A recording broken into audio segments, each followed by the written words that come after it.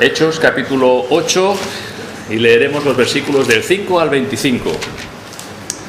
Dice así la palabra del Señor. Pero los que fueron esparcidos, Hechos 8, versículo 4 hasta el 25. Pero los que fueron esparcidos iban por todas partes anunciando el Evangelio. Entonces Felipe, descendiendo a la ciudad de Samaria, les predicaba a Cristo, y la gente unánime escuchaba atentamente las cosas que decía Felipe, oyendo y viendo las señales que hacía. Porque de muchos que tenían espíritus inmundos salían estos dando grandes voces, y muchos paralíticos y cojos eran sanados. Así que había gran gozo en aquella ciudad. Pero había un hombre llamado Simón, que antes ejercía la magia en aquella ciudad, y había engañado a la gente de Samaria, haciéndose pasar por algún grande. A este oían atentamente todos, desde el más pequeño hasta el más grande, diciendo: este es el gran poder de Dios. Y le estaban atentos, porque con sus artes mágicas les había engañado mucho tiempo. Pero cuando creyeron a Felipe, que anunciaba el evangelio del reino de Dios y el nombre de Jesucristo, se bautizaban hombres y mujeres. También creyó Simón mismo, y habiéndose bautizado estaba siempre con Felipe, y viendo las señales y grandes milagros que se hacían, estaba atónito. Cuando los apóstoles que estaban en Jerusalén oyeron que Samaria había recibido la palabra de Dios, enviaron allá a Pedro y a Juan, los cuales, habiendo venido, oraron por ellos para que recibiesen el Espíritu Santo, porque aún no había descendido sobre ninguno de ellos, sino que solamente habían sido bautizados en el nombre de Jesús. Entonces les imponían las manos y recibían el Espíritu Santo. Cuando vio Simón que por la imposición de las manos de los apóstoles se daba el Espíritu Santo, les ofreció dinero, diciendo: dadme también a mí este poder, para que cualquiera a quien yo impusiere las manos reciba el Espíritu Santo. Entonces Pedro le dijo: tu dinero perezca contigo, porque has pensado que el don de Dios se obtiene con dinero. No tienes tú parte ni suerte en este asunto, porque tu corazón no es recto delante de Dios. Arrepiéntete, pues, de esta tu maldad, y ruega a Dios, si quizás te sea perdonado el pensamiento de tu corazón, porque en hiel de amargura y en prisión de maldad veo que estás. Respondiendo entonces Simón, dijo: rogad vosotros por mí al Señor, para que nada de esto que habéis dicho venga sobre mí. Y ellos, habiendo testificado y hablado la palabra de Dios, se volvieron a Jerusalén, y en muchas poblaciones de los samaritanos anunciaron el Evangelio. Muy bien, hasta aquí la lectura, podéis sentaros, gracias. Ha sido necesario leer el pasaje, aunque ya lo leímos la última vez que estuve predicando en el libro de Hechos, precisamente este mismo capítulo, pero estuvimos tratando una serie de cosas que no vamos a ver hoy. Hoy vamos a ver otra serie de cosas. Estuvimos viendo en aquella ocasión la obra evangelizadora de Felipe en la ciudad de Samaria, y vimos la abundante cosecha que hubo como respuesta a la predicación del Evangelio. Allí fue Felipe a predicar en Samaria. Los que fueron esparcidos, nos dice la Escritura, los que fueron esparcidos por causa de la persecución de Esteban, dice, iban por todas partes anunciando el Evangelio. Felipe descendió a Samaria. ¿Y qué es lo que hizo Felipe en Samaria? Les predicaba a Cristo. Estuvo anunciando el Evangelio del Señor. Y vemos esa abundante cosecha que hubo en respuesta a la predicación del Evangelio, como el Señor obró allí en medio de los samaritanos. Muchos creyeron en Jesús, y entre ellos estaba un hombre, que el otro día no lo vimos, pero lo vamos a ver hoy, llamado Simón. Y es interesante cómo Lucas centra la narración en este pasaje y centra un poco la atención en este Simón. Empieza hablando de Simón con un pero había un hombre llamado Simón. Y es lo que vamos a ver un poquito esta mañana. ¿Quién era este Simón? Y ver un poquito más allá de lo aparente. Podemos leer el pasaje y decir, pues fíjate, hasta Simón se convirtió. Y bueno, vamos a ir paso a paso, viendo en el capítulo este hombre, Simón, y cuál era el espíritu que realmente habitaba en su corazón. Versículo 9, empezamos en el versículo 9. Pero había un hombre llamado Simón, que antes ejercía la magia en aquella ciudad, y había engañado a la gente de Samaria, haciéndose pasar por algún grande. Muy bien, aquí nos da Lucas el currículum el currículum de Simón. ¿Quién era Simón? Era alguien que ejercía la magia en Samaria, que engañaba a las personas en Samaria y que se hacía pasar por algún grande. Nos dice, fijaros en el versículo, que ejercía la magia, y en el versículo 11, fijaros cómo lo dice, y le estaban atentos porque con sus artes mágicas, bueno, nos dice a qué se dedicaba este hombre, Simón el mago, a la magia. ¿Qué es la magia? Según el diccionario, es arte o ciencia oculta con que se pretende producir resultados contrarios a las leyes de la naturaleza. La magia pretende producir algo que maraville, algo que asombre, que cautive la atención de las personas para que crean algo que no es veraz. Y a esto se dedicaba Simón, a la magia. Existe y han existido en muchas culturas brujos, chamanes, agoreros, adivinos, en prácticamente todas las culturas, y no solamente aquellos que están perdidos en África, donde sale el hechicero y con sus hechizos va engañando a la gente. No, también lo tenemos en nuestra sociedad. Tenemos personas que confían, consultan el tarot. Tenemos personas que siguen o buscan los signos del zodíaco y cómo los astros van a influenciar en los acontecimientos de nuestras vidas. Tenemos los adivinos, quien lee las manos, quien echa las cartas, etcétera, etcétera, etcétera, etcétera. La magia.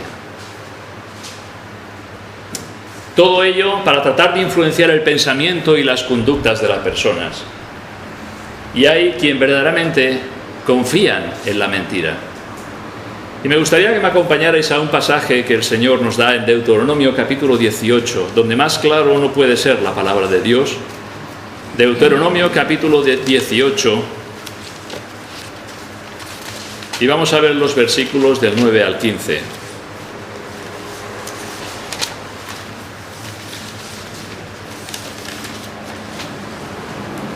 Deuteronomio 18, versículo 9.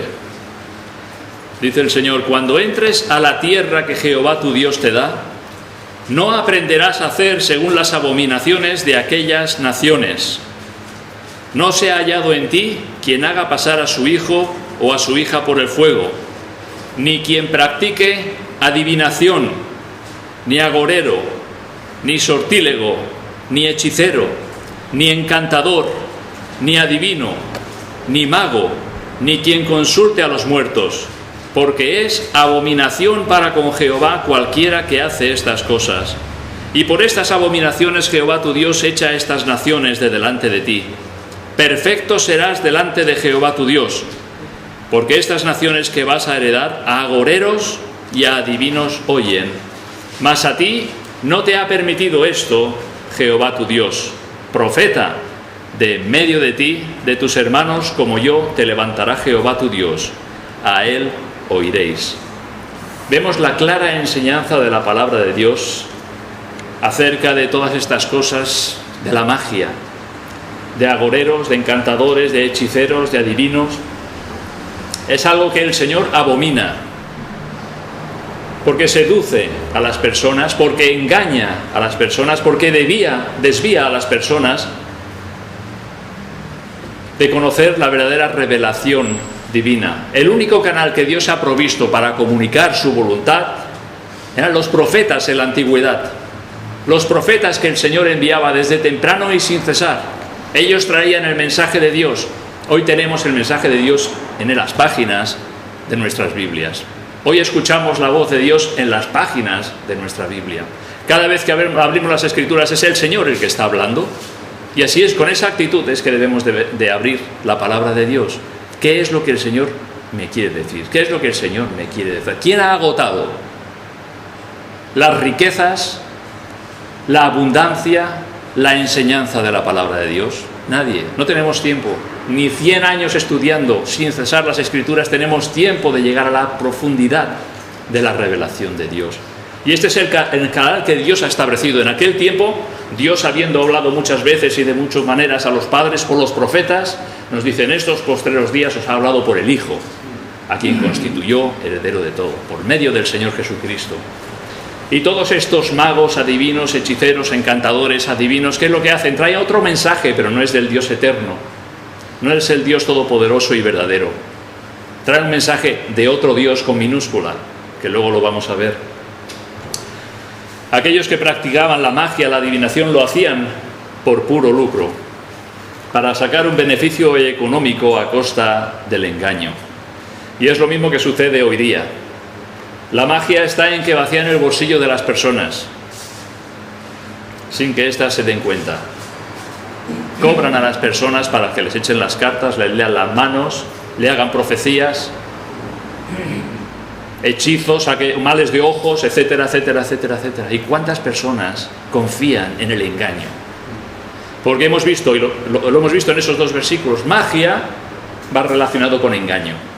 En los dos versículos, tanto en el 9 como en el 11, magia va relacionada con el engaño. Por lo tanto, no proviene de Dios. Los profetas que el Señor enviaba no lo hacían por lucro, sino porque eran mensajeros del Dios eterno. Y muchos de ellos, el traer la palabra de Dios les llevó al martirio, a la muerte. ¿Recordáis las palabras que Esteban dijo en el capítulo 7? ¿A cuál de los profetas no persiguieron vuestros padres y mataron a los que anunciaron de antemano la venida del justo? Ese ha sido el patrón en la historia. Aquellos que traían la palabra de Dios, muchos de ellos sufrieron con sus vidas, perdieron sus vidas, fueron martirizados por ser fieles a la palabra de Dios. Los cananeos, que es este pueblo al que el Señor desposeía, o sea, el Señor llamó a Abraham, de Abraham formó esa nación de Israel y les dio la tierra prometida, esa tierra que era habitada por ¿quiénes? Por los cananeos. ¿Qué eran los cananeos? Los hemos visto. Consultaban a los muertos, a los adivinos, a los agoreros, encantadores, hechiceros, etc. No haréis conforme a sus abominaciones. No sacrificaréis a vuestros hijos, a vuestras hijas, a vuestros dioses. Jamás el Señor ha pedido eso. Y el Señor trajo juicio sobre los cananeos porque era un pueblo que practicaba la magia. Si lees en las Escrituras podemos ver cómo los egipcios también practicaban la magia. ¿Recordáis cuando Moisés se presentó delante de Faraón y aquella vara se convirtió en culebra? Vinieron Janes y Jambres, nos dice en el libro de Timoteo. Janes y Jambres hicieron lo mismo, aquellos magos. Los caldeos también practicaban la magia. Y encontramos esas varias palabras que nos describen el arte de lo oculto.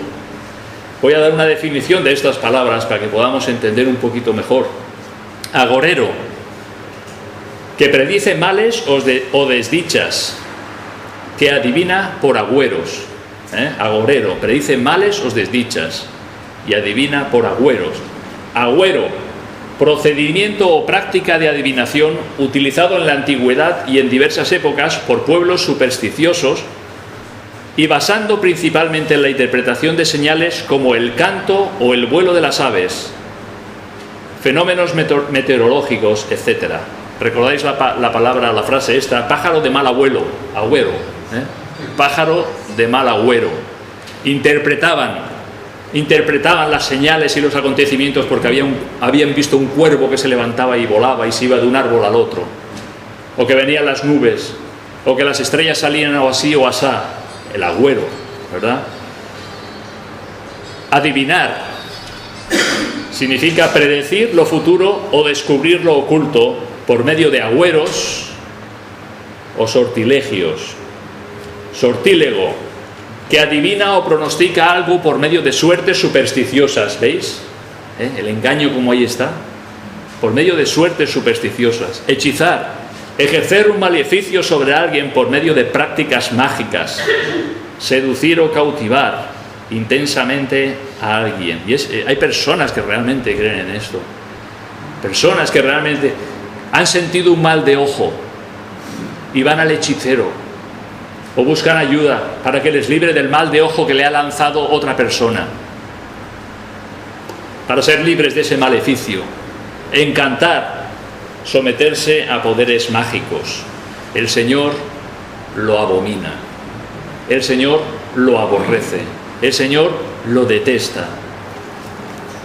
Simón. Parece ser que Simón en Samaria había seducido a las personas con su magia y había utilizado el engaño. El versículo 9 dice: y había engañado a la gente de Samaria. Y versículo 11: les había engañado mucho tiempo. Un engaño continuo y persistente que se perduraba en el tiempo. Muy bien, si la magia es un engaño, ¿quién es el padre de la magia? Si no proviene de Dios, proviene de Satanás. El Señor dijo aquellos versículos en Juan 8: vosotros sois de vuestro padre el diablo y los deseos de vuestro padre queréis hacer. Él ha sido homicida desde el principio y no ha permanecido en la verdad, porque no hay verdad en él. Hablando de Satanás, no hay verdad en él. Cuando habla mentira, de suyo habla, porque es mentiroso y padre de mentira. Todo lo que es mentira procede del diablo.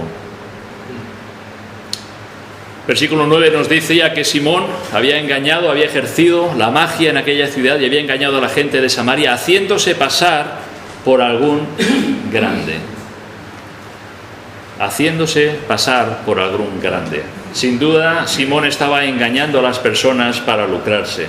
Y un poquito más adelante veremos acerca de ello. Pero también para conseguir fama, para conseguir prestigio, para conseguir una posición social que de ninguna otra manera hubiera podido conseguir. Él les engañaba, les engatusaba y se hacía pasar por algún grande. Y decían: este es el gran poder de Dios. Mentira. Mentira. Ese era el engaño del diablo. Por medio de esas artimañas, ese engaño, esa magia, seducía a las personas en Samaria. Versículo 10. A este oían atentamente todos, desde el más pequeño hasta el más grande, diciendo: este es el gran poder de Dios. Simón estaba llevándose la gloria de sus acciones y dirigiendo la atención de las personas hacia él. Esto es totalmente opuesto, ¿verdad?, al carácter cristiano. El cristiano jamás quiere atraer sobre sí la gloria de nada de lo que haga. La gloria es del Señor. Siempre y toda la gloria es del Señor. No podemos dirigir la atención de las personas hacia nosotros, porque nosotros somos pecadores, porque nosotros fallamos, porque nosotros defraudamos, decepcionamos a las personas. Si no es un día, será otro. La gloria es del Señor. Él es digno de toda la gloria. Y si como cristianos debemos de hacer algo, es dirigir a las personas a Cristo por medio del Evangelio, y no a nosotros, no a la Iglesia, al Señor. Es quien salva, es el Dios eterno. Versículo 11: y le estaban atentos porque con sus artes mágicas les había engañado mucho tiempo. Es interesante le estaban atentos. También en el versículo 10 lo vuelve a repetir: a este oían atentamente todos. A veces hay algo, ¿verdad?, en el oído de las personas que parece que es más fácil que crean la mentira que la verdad. Están más inclinados a creer cualquier otra cosa antes que creer en el Señor Jesucristo como su Salvador personal. Están más inclinados a confiar en un adivino, en un agorero, en un hechicero, que a confiar en el simple, claro, verdadero mensaje del Evangelio, en el Señor Jesucristo. Estaban atentos todos. Simón cautivaba de tal manera la atención de las personas que todos le estaban atentos. ¿Cuántas personas en nuestra sociedad están en la misma situación? Poniendo atención a cosas que no son buenas, que cautivan sus pensamientos y se entregan voluntariamente al engaño. Engaño que viene del padre de mentira, quien quiere llevarse la gloria que solo pertenece a Dios. Versículo 12. Pero cuando creyeron a Felipe, que anunciaba el Evangelio del reino de Dios y el nombre de Jesucristo, se bautizaban hombres y mujeres. Y versículo 13, también creyó Simón mismo, y habiéndose bautizado estaba siempre con Felipe, viendo las señales y grandes milagros que se hacían, estaba atónito. Muy bien, en los primeros versículos hemos visto un poquito el currículum, ¿verdad? ¿A qué se dedicaba este hombre? Este Simón es el único que se nos menciona. De todos los samaritanos no conocemos a nadie por nombre, solamente conocemos a Simón, el mago, aquel que se había hecho importante entre ellos, grande entre ellos, que había engañado a tantas personas. Simón, dice, parece ser, versículo 13, que Simón creyó en el Señor y fue bautizado. También creyó Simón mismo, y habiéndose bautizado estaba siempre con Felipe, viendo las señales y grandes milagros que hacía, y estaba atónito. Ahora, ¿por qué estaba atónito? ¿No era él quien obraba el gran poder de Dios? Porque él sabía perfectamente que lo que él había hecho era un engaño. Era un engaño. Y él veía a Felipe hacer las obras de Dios en el poder de Dios, y claro que estaba atónito, porque era Dios obrando, no era el engaño de una persona. Simón escuchó y vio a Felipe hacer señales y milagros como los que él nunca fue capaz de hacer. Su grandeza estaba edificada en la mentira. Las obras de Felipe provenían del Dios de verdad, del Dios omnipotente. Estaba tan maravillado de lo que veía, de lo que hacía Felipe, que no se apartaba de Felipe. Se convirtió en su sombra. Felipe iba para un lado y allí iba Simón. Felipe iba para el otro lado y allí le seguía Simón, en su sombra, viendo y oyendo todo lo que decía. Había adoptado la actitud de discípulo de Felipe. Había identificado un poder que él no tenía. Y él quería aprender a ver qué. Simón fue bautizado porque sin duda dijo que creía en Jesús. Pero, ¿fue una conversión genuina? Si terminara aquí el relato de Felipe, diríamos, de Simón, diríamos, bueno, pues sí, Simón el mago se convirtió, fíjate, y fue bautizado. Y es cierto que el Señor no hace acepción de personas. El Señor no hace acepción de personas. Quien viene a Él, no lo rechaza. Al corazón contrito y humillado no desprecias tú, oh Dios. Y el Señor no hace acepción de personas. Pero el relato sigue, ¿verdad? Y es en los versículos posteriores donde vemos qué es lo que había en el corazón de este hombre.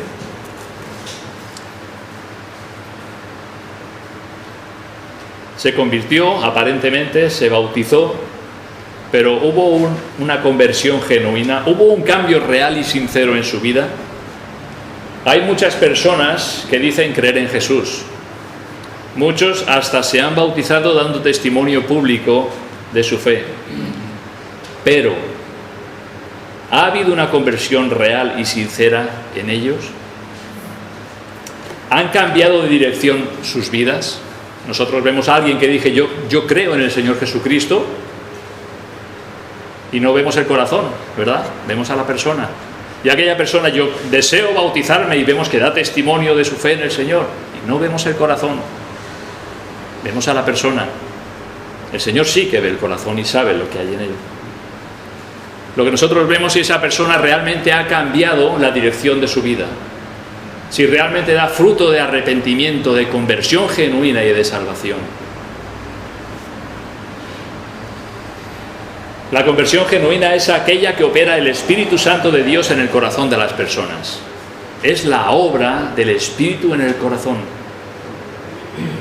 No hay otra posibilidad de reforma en el corazón, sino es por medio de la obra del Espíritu Santo, la obra de la regeneración, dar vida allí donde hay un corazón muerto. No se salva una persona cuando levanta la mano en una reunión que hacen una invitación. ¿Quieres recibir al Señor? Levanta tu mano. Eso no salva. No salva la oración del pecador. Hay personas que dicen, sí, hizo la oración conmigo, yo lo escuché, es salvo. Pero no viene a la iglesia. Sí, pero hizo la oración conmigo. Pero es que no da frutos de arrepentimiento. Sí, pero hizo la oración. No. No es la oración del pecador la que salva. No salva el cambio de vida exterior. Los fariseos tenían el vaso por fuera muy limpio, pero por dentro estaban llenos ¿de qué? De inmundicia, de pecado. No salva siquiera el bautismo. No salva el bautismo. El bautismo te moja y da testimonio público de una realidad espiritual que no vemos, pero no salva el bautismo. Si el bautismo salvara, seríamos salvos por obras. No salva el bautismo. Ni la oración, ni el cambio, ni... No, quien salva es Cristo. Y solo Él. Solo Cristo salva. Ese es el mensaje del Evangelio. Y no lo que podamos hacer, ni los cambios que tratemos de fabricar. No. La salvación es una obra de Dios en el corazón y se evidencia por un fruto escritural. Un fruto escritural. ¿Cuál es ese fruto escritural? Obediencia a Dios y santidad de vida. Es salvo. ¿Por qué? Porque obedece a Dios. Porque ama a Dios. Porque lee su palabra. Porque se aparta del pecado. Hay un fruto escritural. Se conforma a la palabra de Dios, a las escrituras. No es porque hizo la oración conmigo. No, eso no sirve. La vida del cristiano es una vida de arrepentimiento. ¿Cuántas veces te has arrepentido? ¿Una? ¿El día que te convertiste? Señor, te pido perdón por todos mis pecados, ¿y ya no te has vuelto a arrepentir en tu vida? No. La vida del cristiano es una vida de arrepentimiento constante. Constante, por el pecado, porque no queremos ofender a Dios. Porque el Espíritu Santo obra en nuestros corazones y nos muestra que debemos de apartarnos del pecado.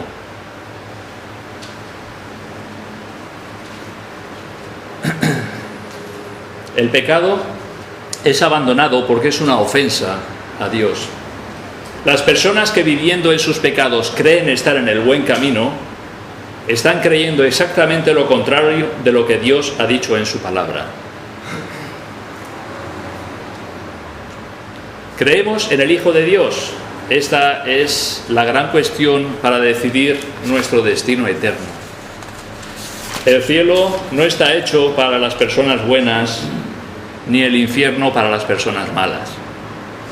El cielo está hecho para los que creen en Cristo y el infierno está hecho para los que lo rechazan. Lo que determina el destino eterno de una persona es la fe en el Señor Jesucristo, nada más. No lo que puedas hacer, añadir, obrar. No, es la fe total, completa y sincera en la persona y obra del Señor Jesucristo. Cuando una persona que cree en Cristo se produce un fruto evidente. Si crees en Cristo, Cristo te será precioso. Primera de Pedro 2:7. Para vosotros, pues, los que creéis, Él es precioso. Cristo es precioso para los cristianos, para los creyentes. Cristo no puede ser aceptado donde no es valorado. En segundo lugar, donde hay fe, el corazón es purificado. En Hechos 15:9 dice, purificando por la fe sus corazones. Abandonamos el pecado porque es una ofensa para el Señor. Si realmente crees en Cristo, tu corazón se apartará del mundo. Primera de Juan 2:15, no améis al mundo ni las cosas que están en el mundo. ¿Por qué? Porque si alguno ama al mundo, el amor del Padre no está en él. Juan desenmascara, y vamos a ver después unos versículos, ¿verdad?, al verdadero cristiano. Si alguno ama al mundo, el amor del Padre no está en él. Pero es que hizo la oración conmigo. Ama al mundo. El amor del Padre no está en él. Lo dice Juan. No es que se ha apartado, se ha desviado. Bueno, podemos tener tropiezos, podemos tener desánimos en la vida cristiana, pero nos levantamos, confesamos y seguimos adelante con el Señor. Esa es la vida del cristiano. No es que no haya caídas en la vida del cristiano, sí que hay caídas en la vida del cristiano. Hay tiempos de desánimo, tiempos de lucha, tiempos de prueba, y eso nos debe de llevar a acogernos más al Señor. Pero lo que no puede haber es una persistencia en el pecado. 1 año, 2 años, 3 años. Pero es que él dijo que se convirtió 4 años, viviendo en el mundo, sin ir a la iglesia, sin leer las Escrituras, sin orar. ¿Qué vida espiritual es esa? No existe, perdonad que os diga. El amor del Padre no está en él. Y en cuarto lugar, si tú tienes una fe auténtica, esa fe obra por amor. En Gálatas 5:6 dice: porque en Cristo Jesús ni la circuncisión vale algo ni la incircuncisión, sino la fe que obra por el amor. Es una fe que obra. Es una fe que obra por el amor. No es una fe que obra para salvación. La salvación es por la fe y punto. Pero después de creer, hay esa fe que obra por el amor. Versículo 18. Vemos el corazón de Simón. Versículo 18 y 19. Cuando vio Simón que por la imposición de las manos de los apóstoles se daba el Espíritu Santo, les ofreció dinero, diciendo: dadme también a mí este poder, para que cualquiera a quien yo impusiere las manos reciba el Espíritu Santo. ¡Ay! ¡Ay! Si el relato se hubiera terminado 2 versículos antes, ya está, Simón se convirtió, el Señor lo salvó, se bautizó. ¡Ay!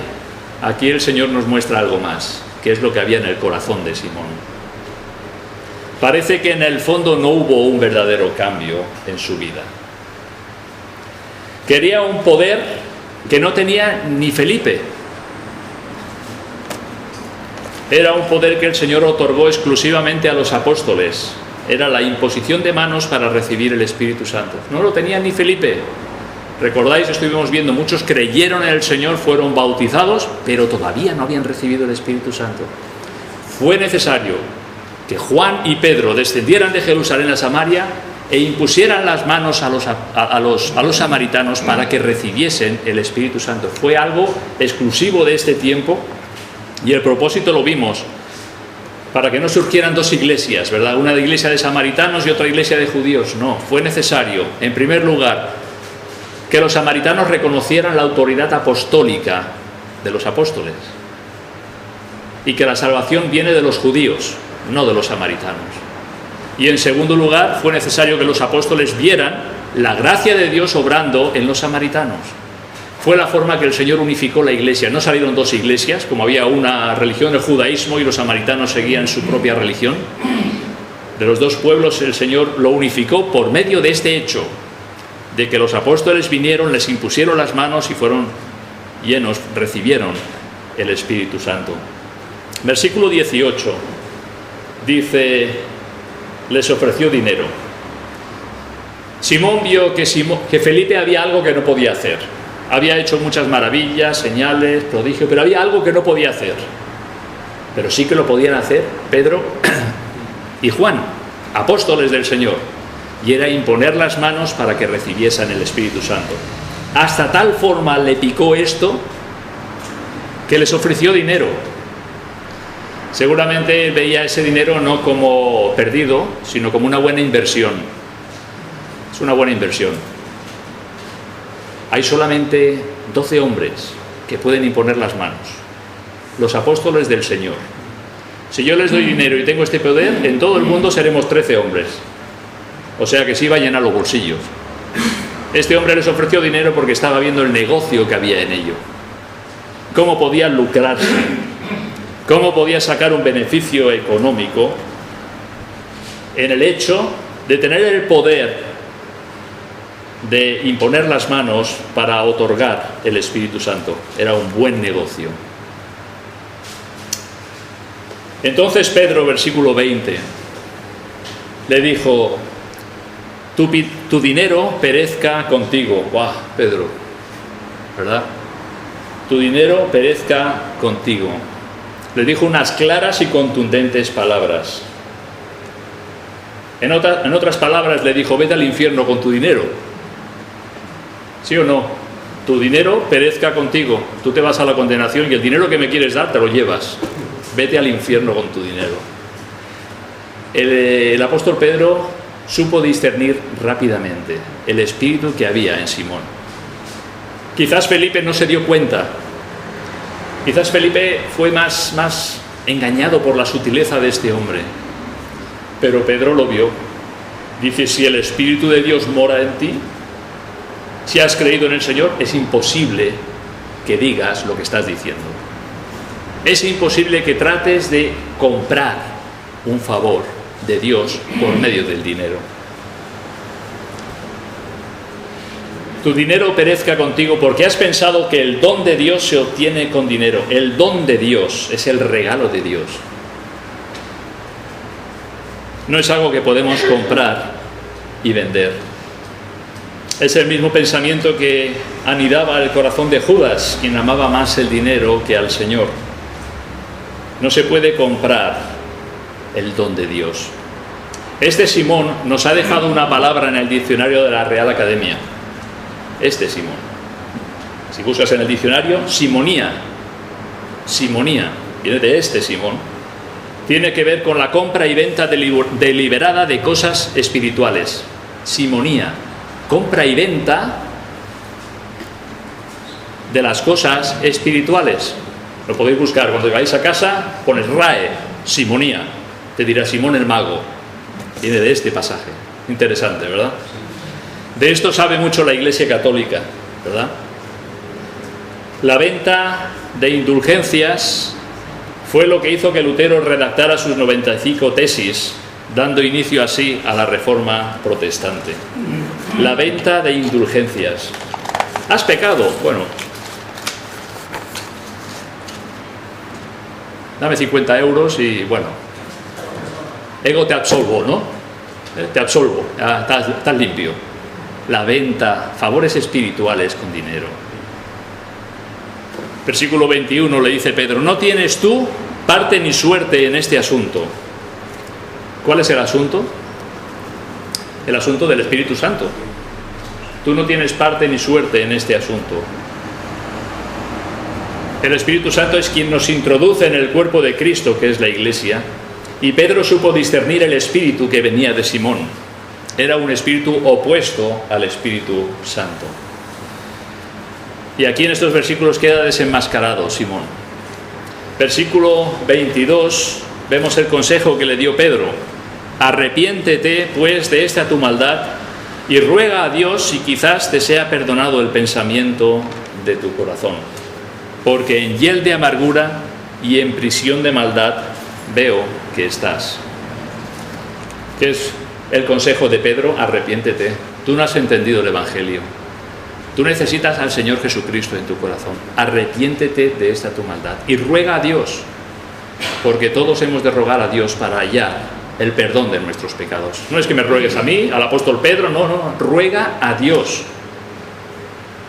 A quien debemos de confesar nuestros pecados es a Dios y no a ninguna persona.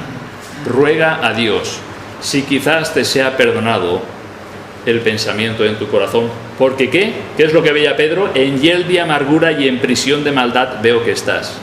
Este es el estado de una persona que no conoce al Señor. Hiel de amargura y prisión de maldad. Simón no había recibido el Evangelio, no se había producido en él el nuevo nacimiento, dijo creer, fue bautizado, pero no fue una conversión genuina. Y Pedro lo trata como tal. A veces nosotros tenemos por creyentes a personas que un día dijeron creer en Jesús, que hicieron la oración del penitente o incluso que fueron bautizados. Cometemos un error si los tenemos por creyentes cuando no viven como tales. No ves a Pedro decirle, hermano Simón, quizás no has acabado de entender, ¿verdad? Vemos confrontar el pecado de una forma clara. En hiel de amargura y en prisión de maldad veo que estás. Y cometemos un error si personas que no viven como creyentes los tenemos por creyentes. Y es cierto que solo el Señor conoce los corazones y pueden pasar años Pero el Señor a nosotros nos dijo, por sus frutos los conoceréis.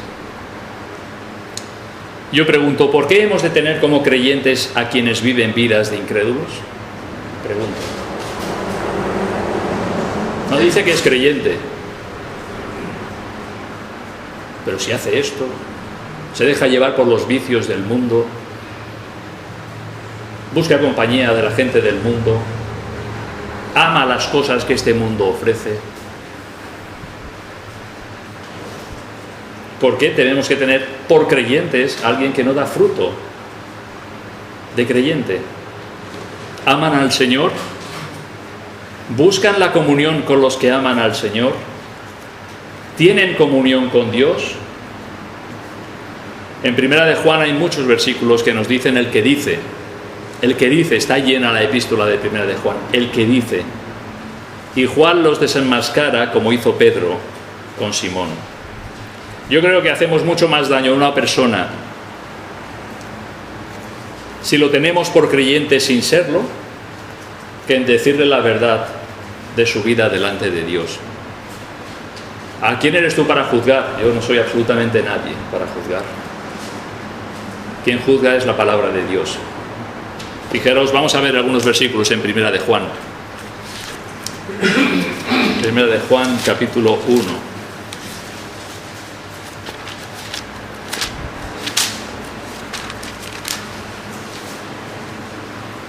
Versículo 6. Si decimos que tenemos comunión con Él y andamos en tinieblas, mentimos y no practicamos la verdad. Está bien claro, ¿verdad? Si decimos, todos decimos muchas cosas, ¿verdad? Decimos. Si decimos que tenemos comunión con Él, con Dios, y andamos en tinieblas, el apóstol Juan dice, mentimos y no practicamos la verdad. Podemos decir muchas cosas y muy bonitas, pero si no se ajustan a la verdad de la palabra de Dios, mentimos y no practicamos la verdad. Versículo 8. Si decimos que no tenemos pecado, nos engañamos a nosotros mismos y la verdad no está en nosotros. De hecho, es lo más importante, saber que somos pecadores. Y todo cristiano o cualquier cristiano no se atreverá a decirte, yo estoy libre de pecado. Lo sabemos, ¿verdad? Nuestras conciencias nos da testimonio. No podríamos coger aquella piedra, como dijo el Señor a aquellos fariseos. Quien esté libre de pecado, que coja la primera piedra, ¿verdad? Para apedrear a aquella mujer. Si decimos que no tenemos pecado, nos engañamos a nosotros mismos y la verdad no está en nosotros. Por eso es que necesitamos esa vida de arrepentimiento y de volver al Señor. Versículo 10. Si decimos que no hemos pecado, le hacemos a Él mentiroso y su palabra no está en nosotros. Versículo 4 del capítulo 2. El que dice, yo le conozco, y no guarda sus mandamientos, el tal es mentiroso y la verdad no está en él. Este es bien claro, ¿verdad? El que dice, yo le conozco, sí, yo creo en el Señor. Yo hice profesión de fe en tal iglesia, me bauticé el día tal, de tal, y no guarda sus mandamientos, el tal es mentiroso y la verdad no está en él. ¿Lo digo yo? No. Es el apóstol Juan. Lo dice el Señor en su palabra. El tal es mentiroso y la verdad no está en él. Un versículo más, versículo 9. El que dice que está en la luz y aborrece a su hermano, está todavía en tinieblas. El que dice que está en la luz y aborrece a su hermano, está todavía en tinieblas. Y hay más, o sea, puede decir, esta mañana el hermano Antonio nos ha leído también, en el capítulo 4, lo mismo. El que dice, está lleno, Primera de Juan. El que dice, porque decimos muchas cosas y bonitas, pero lo que realmente manifiesta nuestra vida cristiana es ese fruto escritural, obediencia a la palabra de Dios y apartarnos del pecado. La persona que dice ser creyente y no vive como tal, lo que necesita es el Evangelio de Cristo. Eso es lo que necesita, el Evangelio de Cristo. Hay personas que viven autoengañadas. ¿Por qué? Porque engañoso es el corazón y perverso, más que todas las cosas. ¿Quién lo conocerá? Y hay personas que viven autoengañadas. Y lo mejor que podemos hacer es mostrarle con las Escrituras cuál es el fruto del verdadero creyente. El Señor dijo, no puede el buen árbol dar malos frutos. No puede el buen árbol dar malos frutos, ni el árbol malo dar frutos buenos. El consejo de Pedro es lo que podemos dar. Arrepiéntete y ven al Señor. Ven al Señor de una forma genuina, de una forma clara y sincera delante de Dios. Pedro le exhorta a Simón al arrepentimiento y le dice, ruega a Dios por si quizás te sea perdonado el pensamiento de tu corazón. La reacción que vemos en Simón no es una reacción de arrepentimiento. Más bien se asusta por las duras palabras de Pedro e incluso le pide que ruegue al Señor por él. En el versículo 24, volvemos a Hechos, capítulo 8, y versículo 24. Respondiendo entonces Simón dijo, respondiendo entonces Simón dijo, rogad vosotros por mí al Señor, para que nada que de esto que habéis dicho venga sobre mí. Pedro le dice, ruega al Señor, y él no se atreve ni a rogar al Señor. Le dice, rogad vosotros por mí al Señor, para que nada de esto que habéis dicho venga sobre mí. No vemos que Pedro intercediera por él, no nos dice nada las Escrituras. No vemos que Simón tuviera un arrepentimiento genuino. Y la historia para nosotros, la historia de Simón el Mago se acaba aquí, no sabemos más. Las Escrituras no nos dicen más. La enseñanza para nosotros es que hay un engaño fatal que lleva a las personas a la condenación eterna. Y es el engaño de aquellos que piensan que son creyentes sin serlo. Eso es un engaño fatal. Han aprendido a hablar bien de Cristo imitando a otros, pero no creen en Él de una forma sincera y personal para salvación. Y en Mateo 7 el Señor dice esas palabras: no todo el que me dice Señor, Señor entrará en el reino de los cielos, sino el que hace la voluntad de mi Padre que está en los cielos. Muchos me dirán en aquel día: Señor, Señor, ¿no profetizamos en tu nombre y en tu nombre echamos fuera demonios y en tu nombre hicimos muchos milagros? Señor, hicimos tantas cosas en tu nombre. Y entonces les declararé, dice el Señor: nunca os conocí, apartaos de mí, hacedores de maldad. El autoengaño. El creerse que realmente estás en la fe sin estarlo. El creerse que eres cristiano, salvo, sin serlo. Simón es un ejemplo de los que creen, pero en realidad no creen. Y es la peor forma de enfrentarse a la eternidad. El que anda perdido impíamente, ya bromean. Me voy al infierno, allí estamos de fiesta. Bueno, ¿verdad? Ya sabe, el que anda perdidamente ya sabe.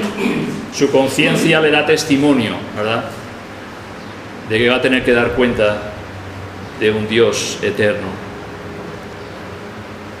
Pero aquel que va a la iglesia, que vive su vida religiosa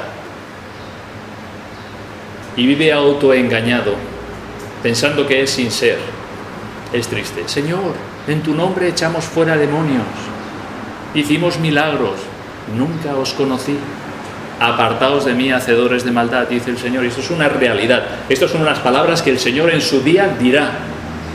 No es que quizás diga, no, es que estas palabras el Señor las va a decir. ¿A quiénes? Nos dice aquí: y muchos me dirán aquel día. Que ninguno de nosotros estemos en esos muchos. Que realmente la predicación de la palabra de Dios nos pueda llevar a examinar nuestros corazones en sinceridad delante de Dios. Acabo con unas palabras del apóstol Pablo que dirigió a los corintios: examinaos a vosotros mismos si estáis en la fe, probaos a vosotros mismos. Que realmente puede haber un examen en nuestros corazones si verdaderamente hemos creído por la fe en el sacrificio, en la persona, en la obra del Señor Jesucristo, solo y exclusivamente para salvación, sin añadir nada de nuestras obras. Es mucho mejor estar seguro de nuestra salvación en Cristo ahora que toda una eternidad lamentándolo. Y es triste, pero yo creo que aquellos que dijeron Señor, Señor, aquellos muchos van a estar lamentándolo, porque confiaron en sus obras, confiaron en cualquier otra cosa menos en Cristo para ser salvos. Así que podamos aprender de este Simón el mago, que no sabemos nada más de él. Parece ser que no llegó a entender realmente el mensaje del Evangelio. Que el Señor os bendiga.